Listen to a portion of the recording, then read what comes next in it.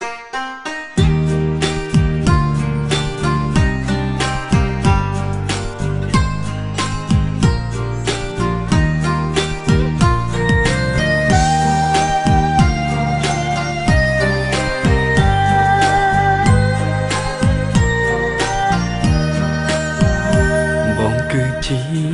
នកផ្ដាអ្នកសំបែកក៏ជារូបបងនាងឈឺចំនាងឈឺបេះដូងអ្នកយំគឺ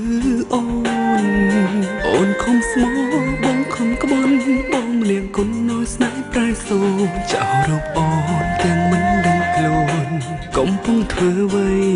យំមួយប្រាកុំអូនចាយចិត្តលួចអានឹងពេលឃើញអូនយំតែធ្វើខ្លួនជាមនុស្សចិត្តធំស្ទឹងចាយផ្លូវពេលអូនកំពុងស្រឡាញ់បងចាក់ចេញគាត់ក៏មិនងើគិតថាខ្លួនធ្វើអ្វីក៏ត្រូវបើយំមិនខ្វល់មកដល់ពេលចិត្តដល់សូមនេះមកកុំបដូរចេញបើទូរស័ព្ទឲ្យបងខលចូលសុំទុំអូនបានទេវមិន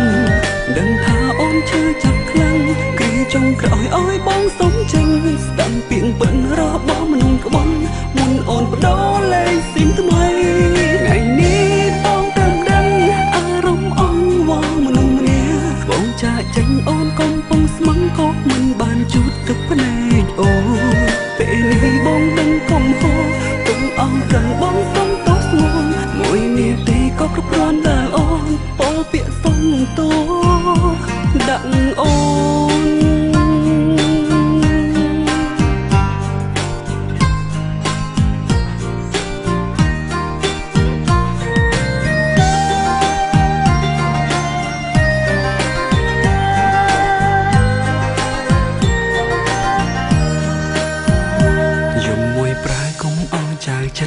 លួចអានឹងពេលឃើញអូនយំតែធ្វើខ្លួនជាមនុស្សចិត្តធំសុំចាយភ្លើ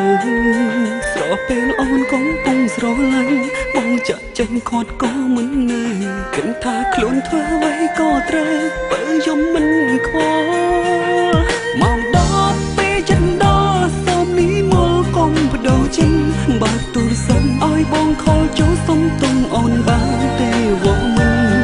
ដឹងថាអូនឈឺចាប់ខ្លាំងគឺចង់ក្រោយឲ្យបងសុំចេញស្ដាំពីងពិនរបស់មនុស្សក្បន់មុនអូនបដូរលេខស៊ីមថ្មី